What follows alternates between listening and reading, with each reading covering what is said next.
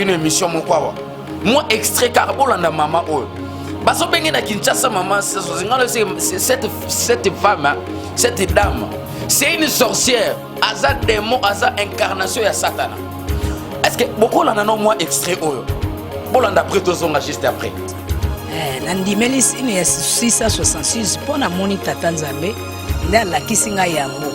Lakisa yango na bato na nga mokili mobimba. Mindele bazopesa yes andimi 666 eza prophète.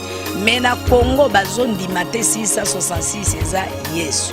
666 eza numéro ya Yesu akotaki na mona mboka boyebe.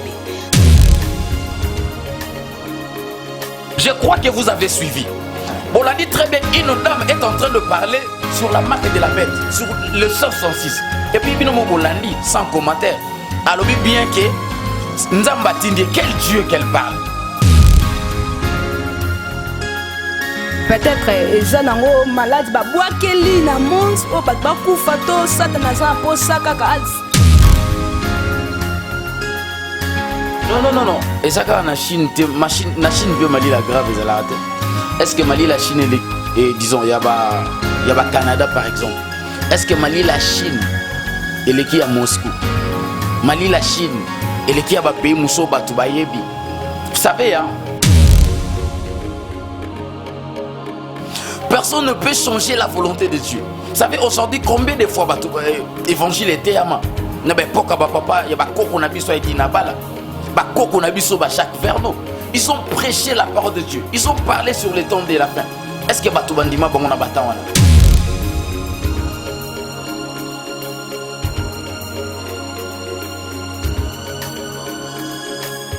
Bonjour bandeko balandi na biso ya Casa Douleur TV na monde entier mobimba na États-Unis comme na Allemagne vraiment na Allemagne nazomona mama Fifi bonjour à toi vraiment quand ndeto message na bino to dobaki chaîne o yamba juste le serviteur de Dieu le to yambeli bino moko ya mosali ya Nzambe netinga falon ya dilo na benga kai papa dans oyeba monde entier à défendre makamba bon Nzambe le loto zo solo na ye vraiment thème na biso ezaka juste le réalité l'événement ozo le kana monde signe papa le loko détailler biso bana Nzambe zwa da biki na kaye na yo komaka déjà er yango o to lobaki te ba signe yango mi bonga makalelo to yambi papa Paul Adawa nazo pesa micro bonjour papa.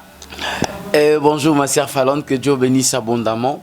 Nzamba pambola Casa Douleur TV ya pambola baton bolanda biso na monde entier et puis que Dieu vous bénisse abondamment.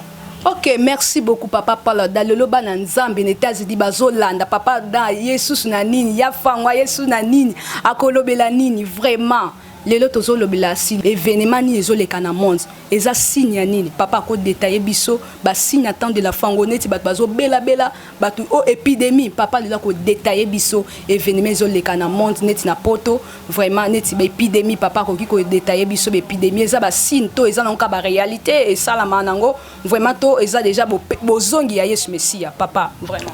Merci beaucoup ma sœur pour votre question.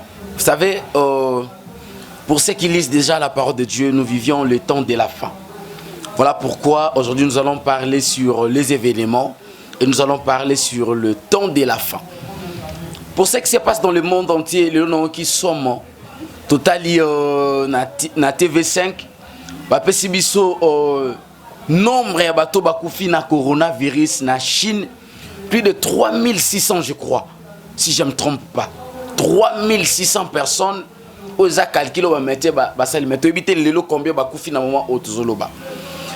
Ce que nous vivions pour ceux qui lisent la parole de Dieu, nous devons nous préparer parce que Jésus revient bientôt.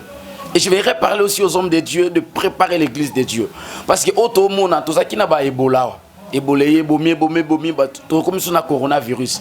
Est-ce que ba rechercher on a baso ko kate ko sala médicament to comme ça médicament o ya contre coronavirus pendant que les gens meurent.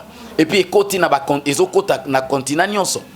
Maintenant, moi j'ai compris une chose. Selon les Écritures, la Bible dit que quand vous entendrez parler de guerre et de bruit de guerre, ne soyez pas troublés car il faut que ces choses arrivent. Mais ce ne sera pas encore la fin. C'est-à-dire que tout ce que nous vivons aujourd'hui, la souffrance, la maladie, des choses, la guerre, la Bible dit que ce n'est que le début. Maintenant, imagine-toi, ma sœur, Imaginez-vous un peu, vous qui nous suivez maintenant. Tout ce que nous voyons, ce n'est que les débuts. Maintenant, je vous appelle de vous repentir, s'il te plaît, et de donner vos vies entièrement à Jésus. Parce que les signes des temps de la fin sont déjà là. Que Dieu bénisse sa parole. Merci. Ok, nangina loba usubu moi question mo ba nanza ba mituna. Eza peut-être eza nango malade ba boakeli na monde o ba kufa to satana za po saka a se sacrifier ba tout bien eza peut-être ni ba lobi o eza épidémie ba so mela excès ya maladi quoi. Non. Eza ka na Chine na Chine peut Mali la grave eza te. Est-ce que Mali la Chine et disons il y a Canada par exemple parce que Dubaï ils a rendu na moi. Est-ce que Mali la Chine et les qui à Moscou? Mali la Chine et les qui à pays Mousso Batoubayebi.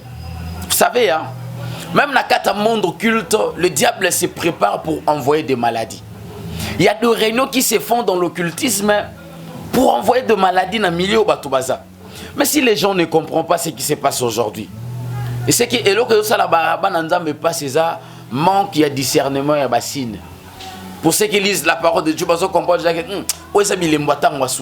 ça dit que malade au Bible loba yango tozomona, ba guerre au Bible loba yango tozomona et combien de bande kona biso. Bien le bique, il y aura même d'autres personnes au comme bande kona bango na liwa. Et aujourd'hui il y a beaucoup de gens au bazo bomana. Pour exemple na Beni, il y a nos frères congolais bazo bomana pe bande kona biso ba congolais au ba sangani na ba toabikolo mususu. Pour tuer nos frères, il y a béni. Que Dieu bénisse beaucoup aussi mon père spirituel, le frère Patrice Moussoko, mon papa, mon mentor. Auto salanzembo moku kaish pour na bande ko béni. Ça dit to ka la passe wana ensemble na bande ko na biso béni. Donc mara ezo talisa. Auto zo mona lelo et ça bilembo tangwa suka. Et ça quoi annoncer déjà venu à moi nzambe. C'est-à-dire biso ba chrétien, nous devons déjà nous préparer parce que Jésus revient bientôt. Voilà. Après tout, en tant que bino ba serviteur de Dieu, beaucoup de mesures monté, kuna na poto ba serviteur de Dieu ba zate papa, beaucoup de mesures monté, ou bien boyo quand des zate papa même na poto kuna ba serviteur de Dieu, na Afrique ba ko organiser parce qu'il commence ce côté dans Afrique, et ça déjà danger. Non, et ça problème la biso zanine. Biso kato se préparer tout autant donc personne ne peut changer ce que Dieu a déjà prédit. Personne ne peut changer la volonté de Dieu. Vous savez aujourd'hui combien de fois évangile était ama na ba poka ba papa ya ba koko na biso edi na bala. Ba koko na biso ba Jacques Verneau. Ils ont prêché la parole de Dieu. Ils ont parlé sur le temps de la fin. Est-ce que batou bandima bon on a batawana? Mais le signe c'est ce que nous voyons aujourd'hui. Écoutez, la Bible dit ceci, quand vous entendrez parler de guerre et de bruit de guerre, ne soyez pas troublés car il faut que ces choses arrivent. C'est-à-dire personne ne peut le changer. Comme Dieu avait déjà prédit que ces genres de choses doivent arriver. Mais ce ne sera pas encore la fin. Une nation s'élèvera contre une nation. Et un royaume contre un royaume. Et il y aura des tremblements de terre en divers lieux. Il y aura de famines. Ce ne sera que les commencements des douleurs. Il y a ce que nous voyons aujourd'hui. Tout le monde est l'oroté. Ça, c'est le commencement des douleurs. Il y a des gens qui pleurent. Il y a des gens qui meurent. Est-ce que bisoba nanza me toko discerner bilembo tangwa sukate? Toko pe sa vie obi ba coronavirus. J'aimerais te dire une vérité. Un véritable chrétien qui jamais cause la atteindre na coronavirus. Un véritable chrétien qui jamais cause la atteindre. Obi bato ba so ba malade sur dans le monde occulte parce que sont de chrétiens au andimela ne Yesu. Maza le kolomo on a kati le kolomo libanda. Vous voyez un peu. Mais un véritable chrétien malade où tu es dans le monde, je ne serai jamais atteint. Même en Chine, tant que serviteur de Dieu, je pars, je rentre. Non, ça n'a jamais atteint le coronavirus. Parce que celui qui habite en moi est plus fort que cette maladie. Vous voyez un peu. Donc, parce que c'est une maladie qui est purement diabolique, je vous dis la vérité. Mais si vous avez oyo, voilà, merci. Papa, ici quand on a question ici quand on vraiment c'est que ba o ba okufa na maladie wana c'est que ba on bazana bango mise à part na mamanzambi ba sambela te soit disant. Non ba cause na bango ba chrétien ya falo mutu na soya kana église za mwana nzambe te parce que tozana bana nzambe na bato nzambe. bana nzambe baza bato batambola na vie à crainte de Dieu selon les écritures. Mais bato nzambe c'est-à-dire yé nyonso ko sa na za normal, eza nango normal. Akoke boîte de nuit, akoke na ba lounge bar, akokota na ba hôtel pour faire de bêtises ainsi de suite. On a baza na bango bato nzambe diable ko manipuler bango sans problème. Mais muto diable ça na capacité, en possibilité à toucher. Et ça, c'est-à-dire selon le principe de la Bible, selon le précepte, oui, comment on a la Bible, voilà, c'est ça. Parce que bino monde ba sala nzambe bozo tia biso pe na équation et comme makoto o bat bazo kufa koto o année 2020 année ya mapamboli mais to comment vivre makamba ba mort ba pasteur pe bozo doubler biso vraiment par rapport neti ba pasteur solo ba que 2020 eza année ya mapamboli est-ce que ça nzambe mutayebisi ya loba ayebisa biso que 2020 année ya mapamboli pour nous enfants de Dieu c'est-à-dire la bénédiction il y a biso dépendant en année c'est-à-dire Dieu nous a déjà bénis. Moi, je suis déjà béni. C'est-à-dire, nous avons besoin d'un mois de jour. Et ça, je suis année 2020, c'est année à ma femme. Ça, là, constant. Batubakufa na bango. Mais en 2020, le lenge batubakufa na okamo. Comme en janvier, c'est comme le 8 mars. Et puis, combien de personnes on a yebi?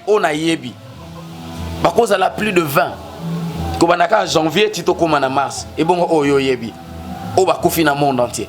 C'est pour dire que nzamba sala mamna ulenge tata nzamba lobike. Bo waneza nango ngana benga bango ba flatter. Ay sabino ane nzamba bia tombola bino. Amen. Nzamba ko amen. OK liboso amen. Est-ce que yango message nzamba tino pesa ba peuple naï? Message eza to bongola mitema parce que Jésus revient bientôt. Jésus revient bientôt ana et loba masute na ba église et loba maté mais tozo mona déjà événement zo sala ma vraiment. Papa, tu te poser sous question. Est-ce qu'un serviteur de Dieu, quoi ils appellent Doki? Oh, bien sûr. Un homme de Dieu, vous savez, il y a beaucoup de serviteurs de Dieu. Oh, c'est l'ensemble, ceux qui surtout. Sera les cas qui n'ont de délivrance. J'étais, je fis un occultiste. Ceux qui n'ont pas de moté maté. Ceux qui n'ont les cas de délivrance, c'est-à-dire, na cause même pas na balien ya famille na biso mais non c'est l'ensemble. La cause na balien ya coutume mais non c'est l'ensemble. La première des choses, dans la serviteur, la première des choses, il doit être baptisé du Saint-Esprit. Et se convertir réellement et de donner sa vie à Jésus. Vous savez, on a des serviteurs rebellés, les lots, les lois, qui n'ont pas magie, péché, bague, pantacle, qui n'ont pas qui a pour moi en aboutou. Parce qu'il n'y a pas moyen de citer son nom, Moko Otoku Fakalate. Moussoupe na Ebiasa na Mboka Moko. Un sorcier, c'est-à-dire pour moi en aboutou. Et jusqu'aujourd'hui, il y a des serviteurs de Dieu sorciers, ils sont là. C'est belé, voilà. Ako expliquer net serviteur de Dieu, un serviteur de Dieu Zandoki. Oh, ako net na ba signe on attend de la fin. Ako expliquer ba nzambe nini vraiment papa. Ils ont ça un peu passe vraiment nesika wana. La Bible dit, te répétons à chaque fois que vous les reconnaîtrez par leurs fruits. C'est-à-dire serviteur asana bondoki. Au ça la constat liboso. Quand tu ne priais pas, tu étais chez vous à la maison, on s'est dit que ma ramouneuse au marché. Même quand on compte à l'église, c'est-à-dire ma ramouneuse c'est bébé. Il y a des serviteurs qui utilisent même les mois bateau. N'importe qui t'a la Roma beaucoup, c'est très important. La première des choses, tu dois être convaincu. Il y a pasteur, il y a tout, il y a Moussala, c'est aussi important. Voilà. Alléluia, nzamba pambola. Siko vraiment, tout ça différence. Mais tout le bango, tout le monde a bango na bilembo na bango na misala. Ça dit ba pratique il y a bouton mais mango tina moi. Aujourd'hui il y a des serviteurs ba sokola bandimi na bango. Oh là là là là. Ouais, il y a des serviteurs jusqu'à aujourd'hui ba sokola bandimi na bango. Bilembo tango asuka ba bilembo. Neti bo total sabino émission mon quoi. Moi extrait carbolanda mama oh. Baso bengi na Kinshasa maman cette femme, cette dame, c'est une sorcière, aza démon, aza incarnation ya Satana. Est-ce que beaucoup l'en a moins extrait oyo? Bon l'en d'après tout son juste après. Nandimeli sini ya 666 pour na moni tata Nzambe nda la kisinga yango. La kisa yango na batu nanga mokili mobimba. mindele bazopesa yes bandimi 666 eza prophète mais na Congo bazondima te 666 eza Yesu 666 eza limero ya Yesu akotaki nango na mboka boyenge beni soki ozwi limero wana te ya 666 kombo na yo pe na buku ya mwana meme ekokota te soki ozwi limero ya 666 na loboko ya mobali loboko ya mwasi ozwi cachet emblème ya néo apostolique na laksimino yango sima bazwi kombo na yo bakomi na buku ya mwana meme kuna lero kokene bapesi yo examen pour multiplier 666 666 ezali lokola tata mwana molimo santo nzamba keli mutu moko na mokili mutu moko abali mwasi mwasi wana aboti mwana bakomi basatu batu misatu wana ale ba multiplier tata kene ko luka 40 mwana kene ko luka 40 tata kei azui lisusu mwasi mususu mwasi wana boti lisusu mwana mususu mwana pe kota kei azui lisusu mwasi mususu mwasi wana boti lisusu mwana wana lisusu donc mutu moko akeko luka bato ayena bato misatu mutu moko akeko luka bato misatu basangisi bango basatu ya basantu nde 6 tata yena 6 mwana yena 6 mama yena 6 babimisi yango 666. Je crois que vous avez suivi. On l'a dit très bien, une dame est en train de parler sur la marque de la bête, sur le 166. Et puis Binomo Bolandi, sans commentaire, alors bien que Nzambatindi, quel Dieu qu'elle parle. Il s'agissait de quel Dieu? Parce que la Bible a dit, ils s'élèveront de faux prophètes. Nous allons le lire dans les Écritures. Voyez un peu. La dame a dit, ça va tout que 166 est Nzambe. Nzambatindi, bon, nous la marque, bon, moni nanda kuna 166. Bon, moi, na bilamba na bango, bilembo tango suka, biolo to reba bango na misala, yango bozo mona. To marché monter, to bombe le unete yewana. Et puis, awa azan église na masina. Azan église na ba, presque na ba commune sa zotamboula. Et puis, il y a des gens au bazo landaye. Bible lobi, même ba Eli, bah, vous allez séduire par ce genre de choses. C'est ce que nous vivions aujourd'hui. Voilà. Ezabino basali Nzambe, basali Nzambe, bote bat na équation. Mutazo tamo na 666. Par rapport bino basali, il y a serviteur de Dieu ya Congo. Boko se défendre likambote. Bat ba komo la tantine niveau ba polo. Non, promets ça que ba serviteur ya évangile, il y a Christ basa sousté. Bato bako tellement pour annoncer la venue du Christ basa sousté. Bato bako tellement pour parler sur l'abandon de péché basate, sur l'œuvre de la croix et présenter Jésus basa sousté. Et heureusement na bata ba commence à audace, ya tellement ah les capeti na média imaginez-vous. Ba caméraman va filmer à l'élection même na télé pour noter ça sur César Nzambe. Ça c'est eza bilembo tango suka. Voilà. Wanyo César bilembo ka ya temps de la fin. Ouais. Pasteur, la Bible dit ceci. Dans le livre de Marc, parmi ma profession, la Bible pèse ça sur le temps de la fin. La Bible dit aussi sur le faux prophète. Nous allons le lire dans le livre de Marc, chapitre 13, versets 21 à 22. La Bible dit ceci. Si quelqu'un vous dit alors, le Christ est ici, ou il est là, ne le croyez pas, car il s'élèvera de faux Christ et de faux prophétesses. Et de faux prophétesses et de faux prophètes, plutôt. Ils feront de prodiges et de miracles pour séduire les élites s'il était possible. Donc c'est-à-dire s'il était possible de séduire même les élites. Yaya, ne pensez pas que Batono Suba qui kuna baza ba pagano, ils ont musuba yoka déjà évangile. Batanga peu déjà Bible. Mais pourquoi ils sont séduits? Parce que baza na fondement te oza makomi Nzambe. Voilà. Vraiment bandeko to ke na suka vraiment to Rolanda à suivre vraiment parce que ça m'a comme belé pour papa d'un fois à expliquer biso bandeko bon c'est déranger te ya et ça d'abord si de temps de la fin papa dan déjà expliqué mais suite bon après papa dans to cité déjà liloba suka message au memeli ba Nzambe au bako pas au détailler bango vraiment ba Nzambe bo zala déjà très prudent parce que bazo même tabino déjà signe à 666 sans le savoir pour kaka libala pour kaka poto pour kaka musala mais zala toujours fidèle envers Jésus va venir bientôt yesokoya papa pour la dent chute vraiment liloba suka moi message et ça là-bas Nzambe bien pe bazala fidèle ba o bazami sika na Italie na États-Unis partout monde entier vraiment événement mokili mobimé ninga déjà hein ba signe ngo déjà on ningisa mokili kototo ke épidémie maladie vraiment papa Adam a expliqué biso. Merci beaucoup. Ilobananga sukeza ke parmi bilembo atango suka na pesa binope elembo moko. Ça dit de plus en plus diable a sommé ma bateau na kozala attaché na ba téléphone au lieu na parole de Dieu. Il y a même des serviteurs de Dieu au monde à chaque pasteur na iPad. Chaque pasteur, c'est-à-dire lui il prêche avec son iPad. diable asoma bino na kati ya technologie. Maintenant bato basala ka Bible na ba industrie na bango. To mona ke Bible était comme société, ba osani ba okanga ba industrie. Maintenant regardez très bien ruse ya diable. Donc ba industrie Bible ko kangama. Ça dit et comme même numéro pour na télécharger ba application téléchargement Bible na ba téléphone vous la société. Les places lo banza me yobunga e comme passe. Il est toba na nzambe to lamuka. Bile mbota ngwasuka to talisa mingi yango eza. Eza parmi bile mbota ngwasuka les hommes de Dieu soyons prudents s'il te plaît. Côté na iPad des gens mabete, mais il faut avoir une Bible en papier, c'est important. La deuxième des choses, tolandi mama ça sosie moi so déclaré. Et puis l'église ne ba mibalo babala rakuna basalaka à 3 ans. Après 3 ans, il faut akufa. Et puis condition de bango so kufi, il faut qu'il y ait na kati ya monde à ténèbres, bango paradis na bango za na sama belé. Est-ce que bozo kabilo kabo et puis bananzam bozo landa? Je vous assure que Jésus revient bientôt. Il est temps de donner nos vies à Jésus. Soko sana okuta na ba faux prophète. On consulta ba marabout, consulta ba charlatan parce que tu avais un problème na mariage na yo. Tu avais un problème au bala kima sundolo nandaku. J'aimerais prier pour vous et de donner vos vies à Jésus.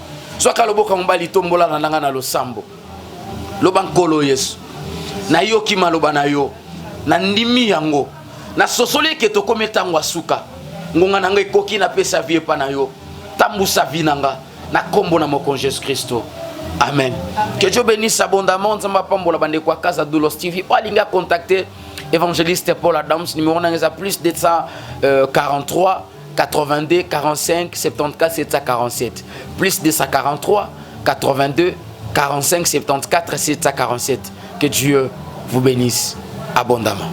Ok, merci papa. Dans Azaki déjà clair à expliquer Bananzambe partout le monde entier déjà boyo qui papa déjà éclairci vraiment. Dieu a toujours le projet de bonheur pour ta vie.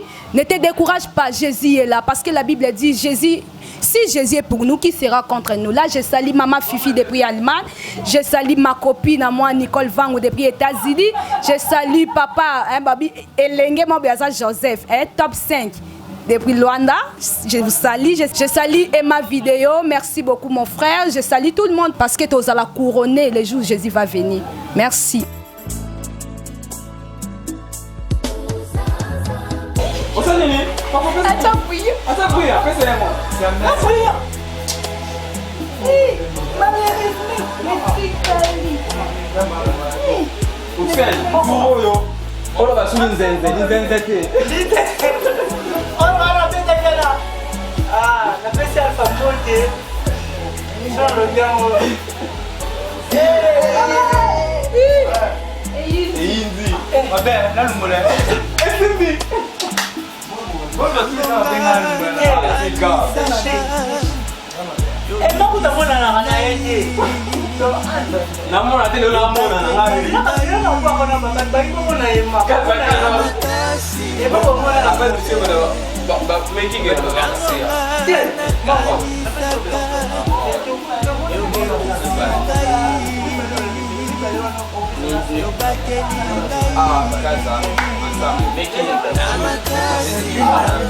Action, là c'est là, aussi c'est.